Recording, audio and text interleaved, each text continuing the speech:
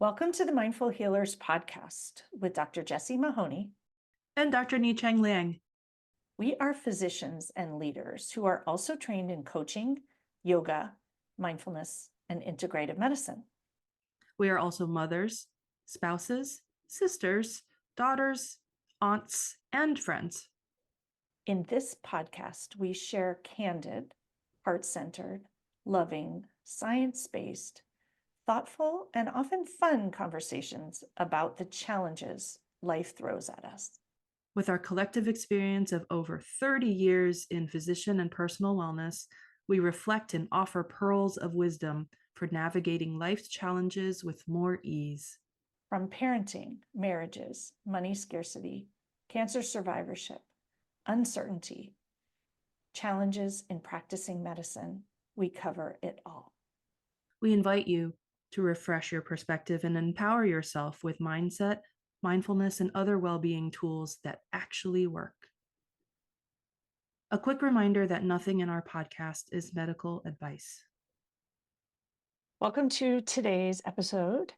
Today, we are going to have a conversation about marketing healthy food and lifestyle medicine in an appetizing way. Dr. Rakesh Jotwani is joining me yet again for a different conversation today. And our intention today is to talk about how to make being healthy and eating healthy and practicing lifestyle medicine appetizing, enticing, fun, indulgent, part of living well. The takeaway from our conversation, we hope, will be that it is indulgent and luxurious when you nourish yourself and your mind and body and spirit are well. It feels amazing. And that is what we can sell to both ourselves and our patients. And what a much more wonderful world it will be. So Rakesh is back, and take a minute just to introduce yourself in case folks haven't heard either of your two previous episodes. Yeah. Sure. So my name is Rakesh Jotwani. Jessie and I worked together for many years, several years at the Permanente Medical Group, where we met through the wellness space. Jessie, you were leading the physician wellness group, and I reluctantly attended a session that you led about ways in which we could be happier, and then became a convert for the benefits of mindfulness and gratitude. And it put me on this new path where I then confronted my choices, and I transitioned to a plant-based diet and was able to lose weight and reverse chronic diseases, and very quickly asked the question, why aren't we doing this for patients? And that led to a sort of circuitous journey that has brought me here. Last episode, we talked about that, how I, ultimately now lead and run my own virtual lifestyle group called Rock Your Life. My patients call me Dr. Rock. Rock is short for Rakesh. Rakesh is my first name. And that's actually, Rock is what my closest friends and family have called me ever since I was small. So when I was transitioning out of our medical group, I embraced that. And so my patients call me Dr. Rock. My practice is Rock Your Life. And I help people make lifestyle changes like the food we eat, how we move our body, how we manage stress. And I think the thing we're going to talk about today is so, so important because, most people know what they should be doing. I think if you ask most people, and they can tell you some version of it. I should be eating healthy, and they'll tell you what their version of eating healthy. Most versions of what people think healthy is are pretty good. If they actually did that, it'd get them most of the way there, if not all the way there. And they tell you they should be exercising, and their version of what, exercise, maybe it's not exactly what they should be doing in terms of the guidelines, but it's pretty good. And most people aren't doing those things. That's the reality. So that's the disconnect. And I think why we wanted to have this conversation today. And so, as you just said, talked about the shoulds, one of the things that I talk about in coaching and on this podcast a lot is to not use the words in mindset, I should do this, I need to do this, or I have to do this. And instead, I offer to flip it to, I want to do this, I get to do this, and I choose to do this. And it's funny because I'm often thinking about it's like things at work, or, I choose to continue working in this practice, or I, choose to hang out with my kids today, for example, or I want to when we're like, I have to, or was working with a trauma surgeon who used to say, I have to go in. I got called in. I have to go in. And then she changed it to saying to her kids, I get to go save a life. And I'm like, it's that language difference. But if we use that same language difference around food and exercise and lifestyle medicine and meditation and yoga, how amazing, right? I get to go practice yoga. I want to eat food that makes me feel good. And yet that's not the messaging we were taught in medicine. And we were taught like, this is what you have to do because otherwise you'll die or you'll get cancer, or, and we kind of try to motivate fear-based motivation. Or fear-based motivation. Like love-based, luxury-based, etc. And so we really wanted to have this conversation thinking about how you sort of apply marketing, which is funny because in medicine, we are not trained to market, but people who are entrepreneurs then have to understand what marketing is. And even that word makes me anxious. But I love the idea of marketing healthy food, or if it were appetizing, everybody would want to partake of it.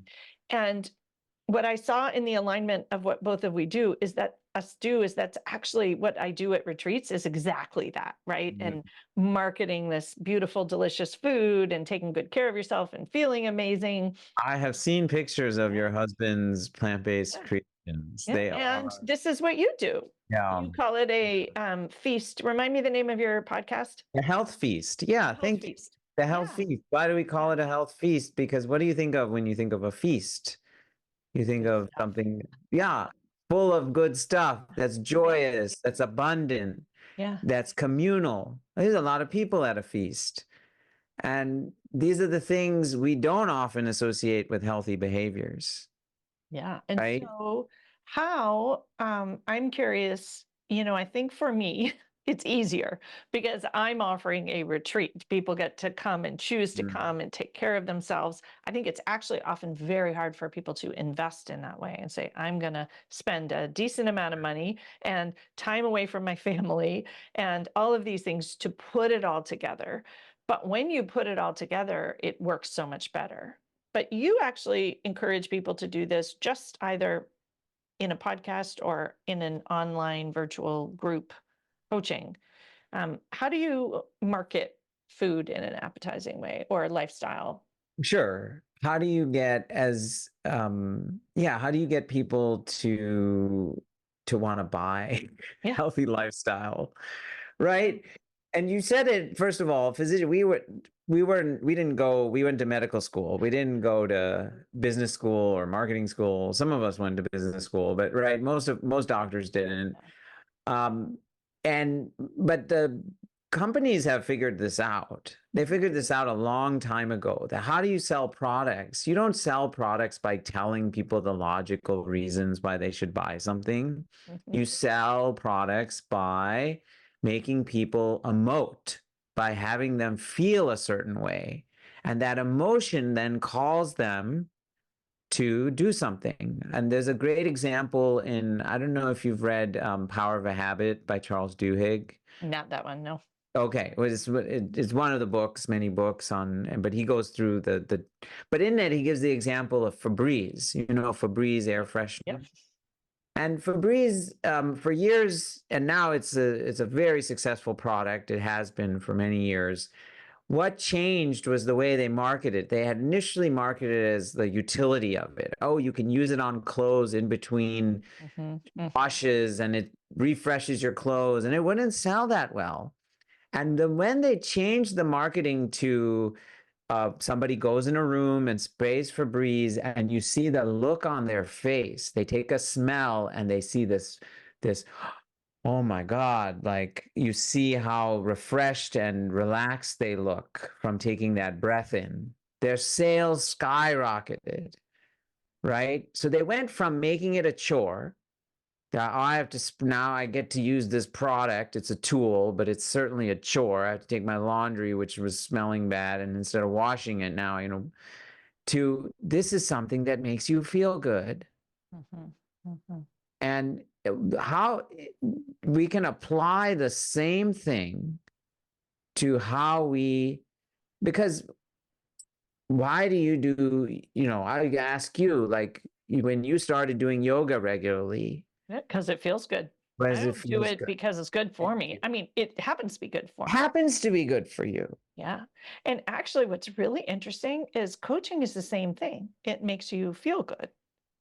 It is good for you, Yeah. but it makes you feel good. Good. It helps you do the things that feel good. Right. And so this idea of feeling good, like when we feel good, we make good decisions. That's it. And so it's the piece of connecting that in your brain. That's the magic missing link. That's it. It's are you familiar with Michelle Seeger? I think I've told you. Yeah. Yeah. We heard her speak at in 2017 at the it's a lifestyle. Yeah. She says it's people have the wrong why. Yeah. What I mean is you might tell yourself I'm doing this, right? I used the word already, I should be doing this because it's good for me, it's healthy, I'll lose weight, it's good for my blood pressure. Those things aren't wrong, but those aren't why we make decisions as human beings. We make decisions to feel good. And the people who consistently do healthy behaviors, they have adopted those behaviors because they've connected with, sometimes not actually. You have people who they do something over and over again. And I give you an example. When I was in college, I was very unhealthy. I was actually a vegetarian in college, but I ate a lot of processed food and Coke. Like, I would eat 20-ounce bottle of Coke and pizza and every day. I went to Costa Rica for study abroad for 4 months. And there, I pretty much every day had fruits and rice and beans and avocado and tortillas. Like, I didn't eat, that's pretty much all I ate every day. And I remember at the end of that, now I can look back at photos I had lost, and we were hiking. I was on a tropical biology program, so I was out in nature every day and I was walking. How my mood was better, my energy levels were better, I had lost weight. I was totally unaware. I came back and then I started studying for the MCATs, the medical school admission test, right? And I'm sure most of you started drinking Coke again. And I started drinking Coke again, and I started sitting in the library, and within months, and I have to look back to be like, oh wow, like I felt so good, and I didn't connect back then with how that food and that movement was making me feel good. And so first is the aha, the epiphany. And some people haven't felt that, or they have felt it in the past, but they never really made that connection. Yeah. Or truthfully, people have bad memories of exercise. Yeah. How many people were, forced to do something in gym class and they have bad associations with it. So they haven't learned that actually moving your body is an opportunity to feel good, and that you should do it in ways that feel good. And perhaps it's as simple as that in healthcare, to just let people know, try it. Find something that feels good and do that. Because the people who have consistent morning walks, they feel good. People who do yoga feel good. We do mindfulness because we feel good. Good. And I think it's even just that missing connection. And so how can we use that for ourselves as well. But Jessie, what happens when you go to the doctor, even a well-intentioned doctor? They ask you about all the bad things. And they tell you then they say your blood pressure is high, one thing you can do is eat a healthier diet, or one thing you can do is exercise. Right there, you framed it as a chore for them. And inevitably they're not going to do it, and it's going to make them just feel more exhausted and overwhelmed. Yeah. You've And turned something that actually can help with their exhaustion and overwhelm and make them feel good into something they're not going to do because of the way that it's been marketed to them. and I think that that's true for us as well. Yeah. So we, in medicine also, as people who provide medical care, we don't even think about feeling good. We don't do things that feel good. We're not used to feeling good.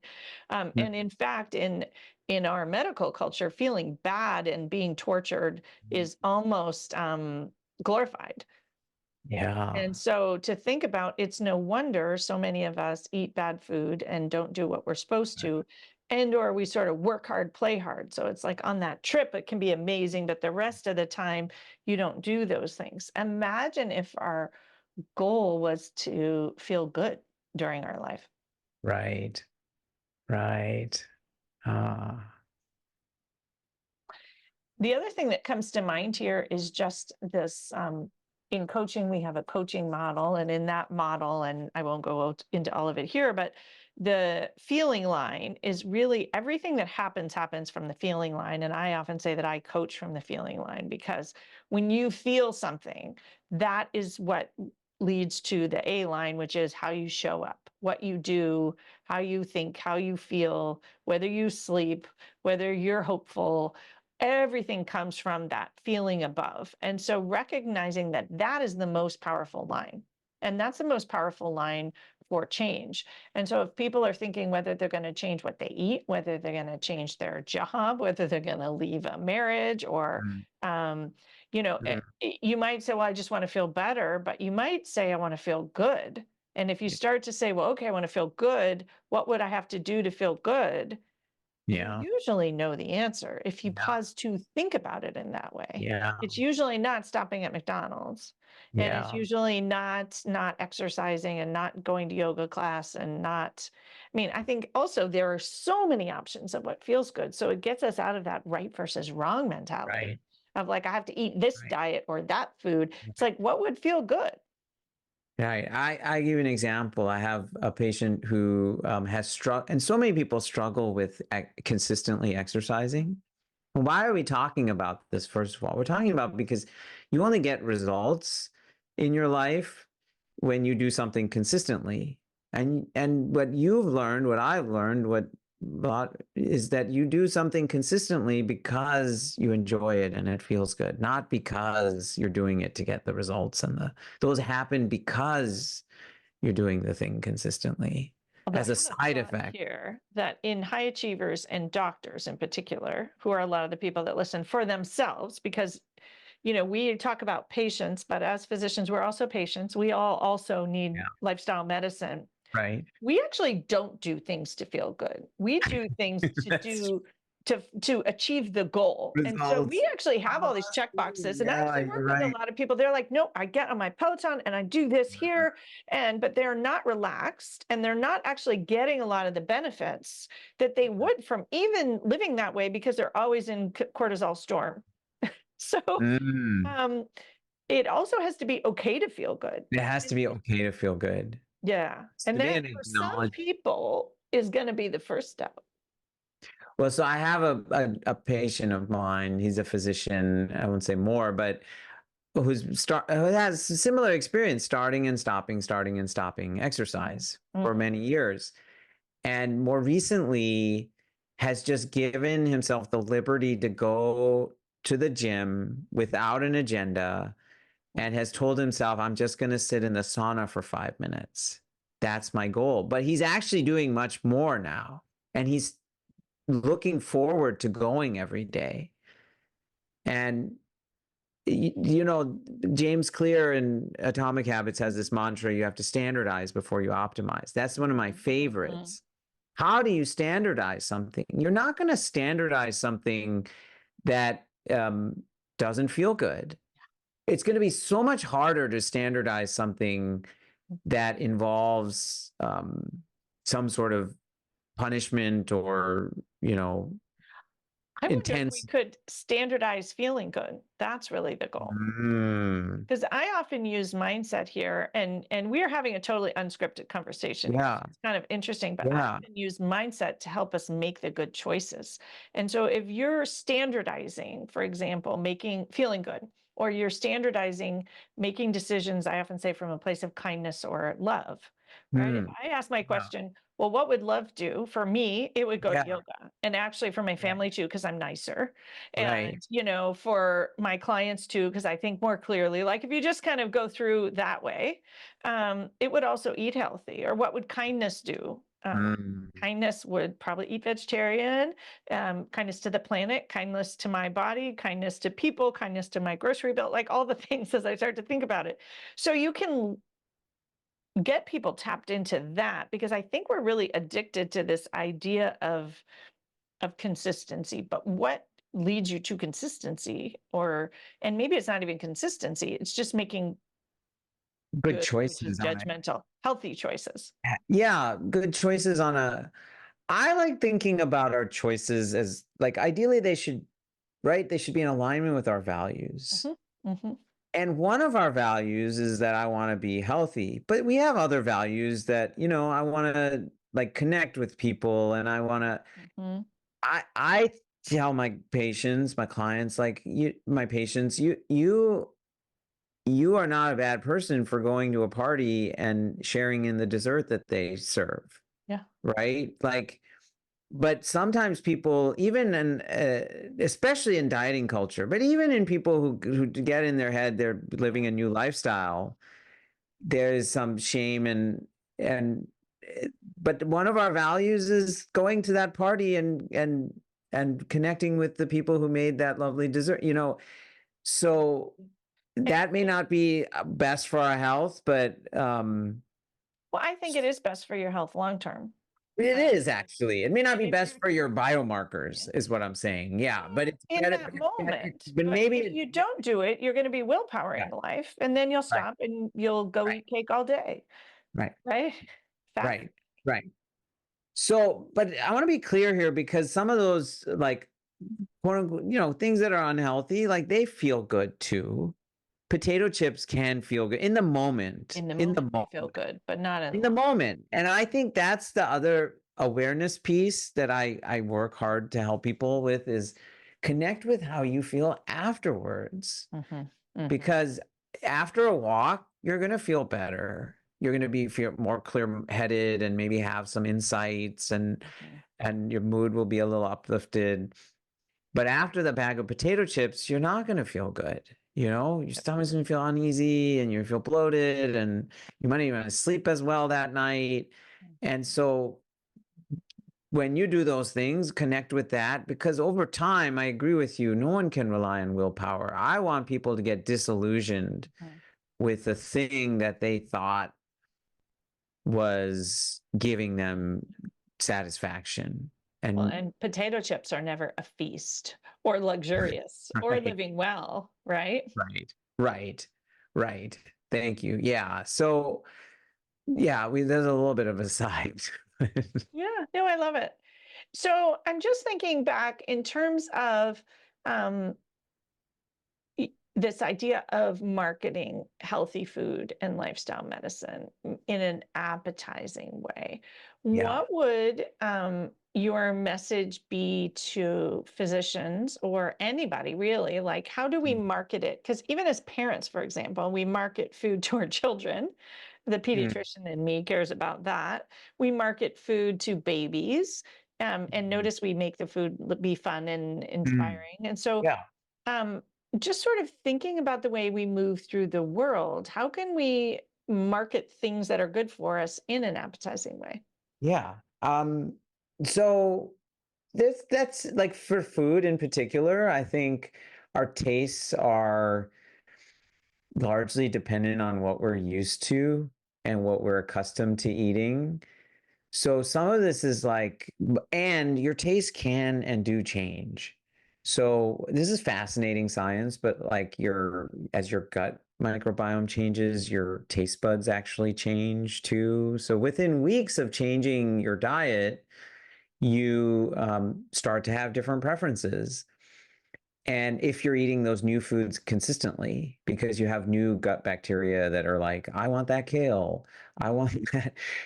And I have heard stories of this. And I remember when I experienced this being on a trip and I was like, I really need a salad. You know, the first time I had that like experience, I was like, who are you? You know, you sort of like catch yourself. And so one is like, if do you want to change your diet? Because, and is the belief that you're going to then not like food anymore? If it is, then you're setting yourself up to have a much harder time in that transition, or maybe not even be successful. Strikes me you're inviting patience, which is, it takes time, right? Our tastes change over time. Our tastes change over time, and you have to, I tell my patients, like, you have to have the belief and the vision that you can, on the other side, have a full and delicious repertoire of foods that you eat on a regular basis that you enjoy and also happen to be good for you. And to get there, you have to figure out, there's a little bit of effort that is then required to get to that. Because you do have to go through a little bit of discomfort where maybe you're learning how to make new things or put things together, or trying new things that you haven't tried before. And there's ways, there's meal services and there's ways to help you with that transition. And there's people like me, who help people with that transition. This is one of the things I do when I work with people. I think also in that transition, and this brings me back to the retreats that I do, is to support yourself well in the transition. So do other things that feel good. So, when people come to Pause and Presence retreats, they eat amazing plant-based foods, and many of them were not vegetarians to begin with. But at the same time, they're doing yoga and mindfulness and being in nature and forest bathing and doing sound healing. So they feel amazing. And so it makes the transition a lot less bumpy. And I know that not everyone can go on a retreat while they're doing it, but you can do little things like have clean sheets and go for a walk or spend time in the sunshine or something. What's really cool, if they do have the opportunity to go on a retreat like the ones you offer, is you actually then can experience how good you can feel. And there's such a power to that. I didn't go on a retreat initially, but I did do, the hospital we both worked at, they would do this 3-week plant-based challenge. And they would support people to eat this way for 3 weeks. And that, the experience of that, of feeling differently. It wasn't until I realized, like, not even just real, you can say it, you and I can say like, oh, when you eat healthier, you feel better. But when you actually go on one of your retreats and you're doing all of those things, and at the end of it, you're like, my goodness, my energy levels are through the roof. And you're inspired to realize it's possible for you too. Well, how can then it's like you're asking the question, how can I get more of this? How can I do this in my real life? And that's one of the things we talk about on our, my co-host, his name is Poe. He works in corrections. He has 4 kids. I have 3, it's like the practicality of it for a lot of people. There is, it's not going to be plug and play for most people. And so you have to do it. It's equally easy or / hard as feeding your family anything. Yeah, definitely. It's just it's the other side. How many people stay with what they know because it's what they know? Yeah. And going to something different just requires you to get out of your comfort zone and do something new and learn new skills, even when the thing you're doing now is really, potentially harming you. I think that's also the beauty of effective marketing. And I'm thinking about my husband's food, which is beautiful. Like, he's a master at marketing because it looks gorgeous even before you taste it. Or, we have recently moved, and so that he can actually do actual farm to table. So like when you pick the zucchini, and you watered it and you grew it and you picked it, it tastes even better. Yeah. And so I think just kind of thinking about it that way is another sort of masterful way. I know for kids, one of the ways we market healthy food is to grow it, for example, and to teach them Yeah. how to grow it and Yes. water it and all of that. So We have recently, just this last week, my kids are home from school. Like they are cooking dinner once a week. yeah, So yeah, with whatever ingredients are available at home, and they can request things. But we didn't tell them what to make. On Monday they made dinner. They made rice like with that they had seasoned with I don't know, some random stuff. And but tofu and a salad. Like my son made I a have a salad, question for you. cabbage and peppers. Did your kids market that meal to you, like with pride and Oh yeah. enthusiasm Oh yeah. and Oh and yeah. so I Oh think yeah. this is the sort of final loop around is like kids know how to market it. Yeah. And so inviting them into it and their enthusiasm and look what we made and Yeah. isn't it delicious, even if Yeah. it's not, like they're just marketing it. And so learning from them, I think, can also be this sort of full circle moment. That is true. They're constantly they're constantly living in the moment, and they're constantly responding to what resonates with them, what feels good to them, like in the moment. So, and then yeah, I think we can Learn from them as we can well. certainly learn from them. We can certainly do more of that. This has been awesome fun. Very Yeah. unscripted conversation where we looped around, but so many pearls of wisdom. It strikes me that this one is one that people will listen to multiple times and grab little bits and pieces of change, how to change for themselves, how to help their patients change, how to change their families, and a strong encouragement to dip into patience and connecting to this idea that it is okay to feel good. We all deserve to feel good. And Yeah. that feeling good is probably the most powerful motivation out there. That's it. Yeah. Awesome. Wow. This was a wonderful conversation too, Jess. Thank you so much. Any final words of wisdom you want to share with our listeners? Yeah, just really focus on we all have a lot of chores to do. Yeah, I have to fold laundry after this.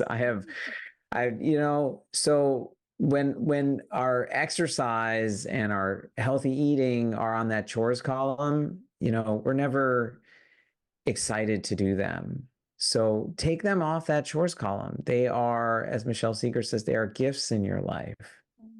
They are gifts in your life. And when you start viewing them and receiving them in that way, then not only the experience changes, but of those activities, but the experience of your life changes. That is absolutely beautiful and reminds me of something I did a year ago that I'm going to go do again.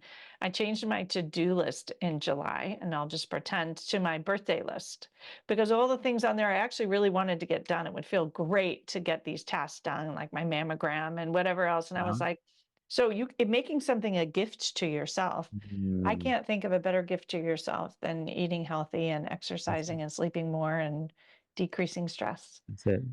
So thank you so much for joining me again. This was a total delight. I will put in the show notes how to connect with Dr. Rak. And if you want to rock your life, you can hang out with him and have him help you practice more lifestyle medicine in your own life. And if you want to join me for a retreat and practice, live lifestyle medicine and have the sort of done for you version so you can try it out and go home changed and with a lot of new tools, I would love to have you join me and my husband, who does the cooking, for a retreat. So I'll put links for that in the show notes. Thank you so much for listening, and we will see you next week. Thanks so much for joining us. We encourage you to dive into the show notes for each episode for more learnings and resources. We also invite you to take a listen to the many other Mindful Healers podcast episodes, and please share the podcast far and wide with colleagues, friends, and family. If our message and approach resonate with you, we would love to work with you. When you listen to a podcast, you consume information. But when you work with us, you can actually practice and change. We offer coaching and mindfulness experiences, talks, workshops, retreats, and more. Connect with us at themindfulhealerspodcast.com. The content of this podcast is not medical or life advice. We invite you to participate in the mindful moments we offer at the end of most of our podcasts, but please only do so safely.